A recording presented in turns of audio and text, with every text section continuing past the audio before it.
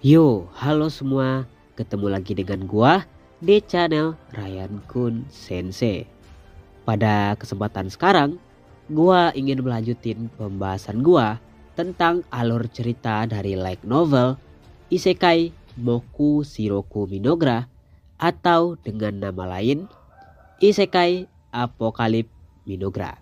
Di sini gua akan melanjutin pembahasan gua yang berkaitan dengan light novel Isekai Apocalypse Minogra volume keduanya. Dan ini adalah pembahasan part kelimanya. Sebelum menonton video ini, gua nyaranin agar menonton pembahasan part 1, 2, 3, dan 4 dari pembahasan gua yang berkaitan dengan light novel Isekai Apocalypse Minogra volume keduanya. Kalian semua bisa cek pada playlist gua yang berkaitan dengan Isekai Apocalypse Minogra. Di situ gua ngebahas semuanya tentang Isekai Apocalypse Minogra dari volume pertama pada light novelnya. Sekarang kita masuk kepada alur ceritanya. Pada scene terakhir pembahasan part keempat sebelumnya telah gua jelasin di situ kalau Minogra telah menjalin sebuah kerjasama dengan kerajaan Ponkaven, yang dimana yang menandatangani perjanjian kerjasama itu adalah Tonuka Poli dan juga PP De Vol yang merupakan salah satu dari stakeholder dari kerajaan Ponkaven. Di situ disepakati kalau Minogra akan mendapatkan hak akses dari tambang Dragon Vein yang ada di kota Dragontan, dengan catatan kalau Minogra akan membantu kerajaan Ponkaven untuk mengusir serangan ras barbarian. Lalu isi perjanjian terakhir adalah Minogra wajib melakukan kegiatan ekspor makanannya ke kerajaan Ponkaven untuk dijual kepada para warganya. Sekarang gua akan lanjutin ceritanya dari sini. Pada scene pertama, pembahasan part kelima ini akan memperlihatkan saat di mana Minogra tengah melakukan sebuah musyawarah dengan seluruh anggota eksekutifnya, yang dimana ini tepat dilakukan setelah para anggota Ponkaven kembali ke kerajaannya. Saat itu terlihat yang ada di dalam ruangan adalah Takuto Ira yang merupakan raja tunggal dari kerajaan Minogra. Di situ tentu saja juga terdapat Ato, dan juga di situ ada beberapa orang Drag F, yaitu Emle, Penatua Moltar, dan juga Kapten Gia. Oh ya, di sini juga terdapat dua orang kembar, yaitu Maria dan Karya. Tentu saja alasan kenapa dua bersaudari psikopat ini diikutsertakan dalam rapat strategi Minogra adalah dikarenakan karena Takuto membolehkannya. Jadi di dalam rapat ini yang membuka pertama kali adalah Penatua Moltar, yang dimana saat itu beliau membahas tentang apakah Takuto yakin menjalin kerjasama dengan kerajaan Ponkaven, sementara para utusannya tadi adalah seperti orang-orang tolol dalam negosiasi. Tentu saja alasan kenapa Penatua Moltar berkata seperti ini adalah dikarenakan karena para anggota Ponkaven, yaitu Tonuka Poli dan juga PP De Vol, sangat mudah mengiyakan keinginan dari Minogra tanpa menuntut lebih jauh. Tentu saja hal ini dikarenakan karena Takuto merancang sebuah taktik jitu dalam negosiasinya, yang dimana pada saat itu anggota Ponkaven sama sekali tak bisa meminta syarat yang berlebihan kepada Takuto. Pada waktu itu Takuto menjelaskan kalau Minogra sangat membutuhkan tambang Dragonfen yang merupakan tambang yang banyak menghasilkan mana. Saat itu Takuto menjelaskan kepada Penatua Moltar betapa pentingnya tambang pembuluh naga yang harus didapatkan oleh Minogra. Lalu pada saat itu Emble bertanya kepada Takuto bagaimana menurut Takuto tentang Pepe Devol yang kelihatan seperti orang yang sangat bodoh dalam negosiasi. Menanggapi pertanyaan tersebut, ketika itu Takuto mengatakan kalau ia tak akan memberikan komentar lebih jauh terkait tingkah laku dari Pepe Devol. Alasan kenapa Takuto tak ingin memberikan komentarnya terkait Pepe Devol adalah dikarenakan menurut Takuto Pepe Devol adalah pembantu yang ikut mensukseskan rencananya untuk menaklukkan negosiasi dengan para anggota Ponkaven. Di sini menurut Takuto kehadiran dari Pepe Devol adalah sebuah variabel yang memudahkan rencana negosiasinya dengan Ponkaven. Kemudian pada waktu itu Takuto berkata kepada semua orang yang ada di dalam ruangan rapat tersebut. Takuto bertanya, apa pendapat kalian tentang negosiasi kita bersama dengan Ponkaven yang telah terjadi tadi? Pada awalnya orang-orang yang hadir itu tak memberikan komentar sama sekali. Akan tetapi pada waktu itu Karya mulai mengangkat tangannya dan berkata, apakah ia boleh mengajukan pertanyaan? Pada waktu itu, Emble pun berkata kepada Karya, kalau menyampaikan pendapat, tentu saja tak akan ada yang melarangnya. Setelah mendapatkan jawaban dari Emble, ketika itu Karya pun bertanya, apa itu Ponkaven? Aku sama sekali tak pernah mendengarnya. Ketika berkata hal itu, Karya pun bertanya kepada saudara kembarnya Maria yang merupakan kakaknya. Ketika itu Karya bertanya, apakah Maria tahu tentang apa itu Ponkaven? Seketika pertanyaan dari Karya langsung membuat kehebohan di antara para anggota rapat. Saat itu mereka pun ikut terpikir, apa ini kerajaan Ponkaven? Apa bentuknya? Dan seperti apa bentuk tata wilayahnya? Melihat kehebohan yang terjadi, ketika itu Takuto pun baru ingat kalau di dalam game tentu saja akan ada keterangan dari wilayah-wilayah yang akan ditaklukkan. Dan ini berbeda pada kali ini yang dimana Takuto tidak lagi berada di dalam game melainkan kenyataan. Pada waktu itu Takuto mengirimkan sebuah telepati kepada Ato dengan mengatakan kalau ia pun bingung bagaimana cara menjelaskannya kepada para penduduk Minogra. Dan ia pun bingung bagaimana menjelaskan dari mana Takuto mengetahui tentang Ponkaven. Takuto berkata seperti ini dikarenakan karena ia pun tak mengingat bagaimana keterangan dari wilayah Ponkaven. Pada waktu itu ketika masih di dalam permainan game, Takuto tak menghafal sama sekali keterangan yang terdapat di layar game. Kemudian ketika itu Penatua Moltar berkata, jika kita tak mengetahui apapun tentang wilayah musuh, maka itu akan beresiko lebih jauh untuk mendatangi wilayah mereka dan mengirimkan makanan dari wilayah kita. Pada waktu itu, Emble juga ikut bersuara dengan mengatakan, tentu saja itu adalah hal yang benar yang dikatakan oleh Penatua Moltar.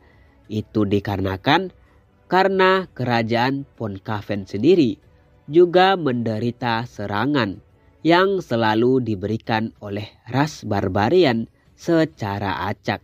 Ketika itu Emble menambahkan, kalaupun kita jadi pergi ke wilayah mereka dan ternyata kita menjumpai waktu serangan dari ras barbarian, maka kitalah yang akan mengalami kerugian. Kemudian pada waktu itu terjadilah beberapa diskusi lagi antara semua hadirin rapat yang ada di situ. Kemudian ketika itu Gia pun bersuara dengan berkata, jika kita tak mengetahui apapun tentang mereka, maka alangkah lebih baiknya sebelum memberikan makanan dan memberikan bantuan resmi dari negara kita, maka kita harus menyelidiki dulu seperti apa situasi yang terdapat di dalam kota Dragontan. Lalu pada waktu itu semua hadirin pun ikut setuju dengan perkataan dari Gia. Dan ketika ini mereka pun bingung tentang siapa yang akan dikirim ke wilayah Pontcavern sebelum tindakan atau kedatangan resminya. Di sini maksudnya Minogra akan mengirimkan mata-mata atau pengawas dari wilayahnya ke wilayah Pontcavern sebelum kunjungan resminya. Lalu pada waktu itu pun terjadi lagi suatu perkara yang dimana mereka semua pun bingung siapa yang harus datang ke wilayah Pontcavern sebelum kunjungan resmi ini. Pada awalnya Penatua Moltar mengajukan dirinya sendiri dikarenakan ia berpikir jika kita datang ke kerajaan Pontcavern, tepatnya di kota Dragontan, maka itu akan ada situasi di mana ia akan bertemu dengan wali kotanya. Tentu saja jika situasi itu benar-benar terjadi, maka alangkah lebih baiknya Penatua Moltarlah yang datang ke kota Dragontan sebagai konsultan resmi dari Minogra. Akan tetapi usulan dari Penatua Moltar ditolak mentah-mentah oleh Takuto. Saat itu Takuto menjelaskan alasannya. Kalau Penatua Moltarlah yang dikirim, maka tentu saja itu adalah sebuah kunjungan resmi. Dan tidak mungkin kita melakukan kunjungan resmi dulu sebelum menyelidikinya. Karena mendengarkan gagasannya yang ditolak oleh Takuto, saat itu Penatua Moltar pun hanya bisa mundur dengan niatnya karena apa yang dikatakan oleh Takuto adalah sebuah hal yang juga masuk akal. Kemudian pada waktu itu Maria dan Karya pun mengajukan diri mereka untuk datang ke kerajaan Pontcavern dengan maksud untuk bermain-main. Mendengarkan perkataan dari Maria dan Karya, ketika itu Emble pun teringat dengan perkataan dari Pepe de Vol yang berkata untuk berkunjung ke kota Dragontan dengan tujuan untuk menikmati suasana di sana. Pada waktu itu Emble berkata, tentu saja itu adalah usulan yang bagus untuk datang ke kota Dragontan dengan tujuan bermain-main. Lalu pada waktu itu pun semua yang hadir kecuali Takuto pada awalnya setuju kalau Maria dan Karyalah yang datang ke kota Dragontan dengan tujuan untuk menyelidikinya. Pada awalnya Takuto tak setuju dengan usulan ini karena Takuto berpikir kalau mengirim 2 orang anak psikopet ke kota Dragontan, maka tentu saja itu akan membuat sebuah kehebohan dan mereka akan mengacau di sana. Takuto pada waktu itu juga menjelaskan, tentu saja ini juga hal yang menakutkan kalau datang serangan dari ras barbarian dan mengepung 2 saudari kembar ini. Takuto menyampaikan ketidaksetujuannya dengan berkata, Itu juga adalah hal yang buruk untuk mengirim 2 orang anak-anak ke kota sebelah, karena diperkirakan juga akan datang sebuah serangan dari ras barbarian. Kemudian karena didesak oleh 2 saudari kembar ini, saat itu Takuto pun akhirnya setuju untuk keberangkatan dari Maria dan Karia ke kerajaan Ponkaven. Di dalam pikirannya, Takuto baru teringat dengan sosok yang baru disummonnya beberapa saat yang lalu, yang dimana kini sosok tersebut diperintahkan oleh Takuto untuk menjaga pangkalan medis dari Minogra. Di sini Takuto bermaksud untuk memilih unit tentara yang baru saja disummonnya itu mengawal 2 saudari kembar ini. Lanjut kepada scene berikutnya, yang kini memperlihatkan keberadaan dari Takuto atau Maria dan Karia yang berada di pangkalan medis dari Minogra. Saat itu Takuto menjelaskan kepada Maria dan Karia kalau ia akan memberikan sebuah bodyguard guna mengawal kepergian mereka ke kerajaan Ponkaven. Dan Takuto juga menjelaskan kalau bodyguard yang akan diberikannya ke 2 orang gadis ini berada di unit medis Minogra pada saat ini. Lalu ketika itu Takuto pun memanggil kehadiran dari unit summonnya tersebut. Pada waktu itu pun Takuto memanggil unit tentaranya tersebut melalui telepati, dan beberapa saat kemudian datanglah mereka. Saat itu datanglah seorang sosok yang setinggi pria dewasa dari kaum Dark Elf. Akan tetapi sosok tersebut terlihat oleh Maria dan Karia berkepala burung. Pada waktu itu Takuto menjelaskan kepada sosok berkepala burung tersebut, yang dimana ketika itu Takuto menjelaskan kalau ia akan memberikan sebuah misi kepada mereka. Saat itu Takuto menjelaskan kalau ia memerintahkan sosok berkepala burung tersebut untuk mengawal 2 saudari kembar dari Dark Elf, yaitu Maria dan Karia, sebagai pengawal manusianya. Pada waktu itu pun setelah mendapatkan misi dari Takuto, alangkah kegirangan sosok berkepala burung tersebut. Mereka berkata bahwa ini adalah misi yang sangat dinantikan oleh mereka. Menurut perkataan dari mereka, keadaan dari unit medis ini sangat damai sehingga sulit untuk memberikan kemampuan terbaik dari mereka. Oh ya, di sini gua lupa jelasin kalau unit berkepala burung ini terdapat 3 orang yang disummon oleh Takuto. Ketika itu 3 sosok berkepala burung ini berteriak histeris dengan mengatakan, "Human, human, human, kita akan menjadi manusia dan akan menjalani misi pertama dari Raja Takuto." Karena mendapatkan teriakan histeris, saat itu Takuto pun berkata kalau mereka harus patuh 100% kepada setiap perkataan dari 2 saudari kembar ini, yaitu Maria dan Karia. Pada awalnya Maria dan Karia terlihat seperti meragukan sosok burung tersebut.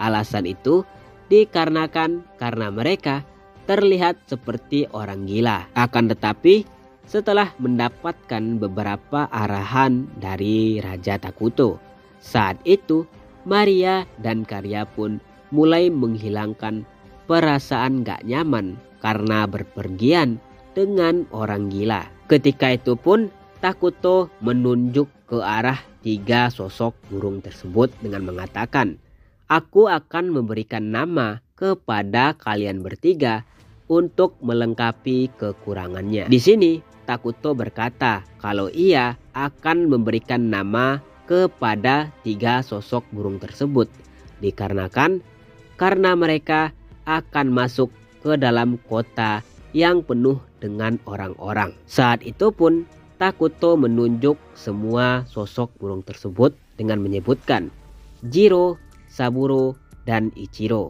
Seketika pada waktu itu, karena telah mendapatkan nama dari tuannya Takuto, tentu saja para burung gila tersebut mulai mengungkapkan perasaan bahagianya karena telah mendapatkan sebuah nama. Mereka pada waktu itu langsung berteriak histeris dengan penuh kegembiraan dengan mengatakan, kita telah mendapatkan nama dari raja kita, maka kita harus memberikan yang terbaik untuk tugas pertama ini. Begitulah kira-kira penampakan di mana Takuto memberikan penjaga kepada Maria dan Karia sebelum mereka bepergian ke kota Dragontan. Jadi misi pertama dari duo psikopat dari Minogra adalah tentang mengamati bagaimana situasi di kota Dragontan,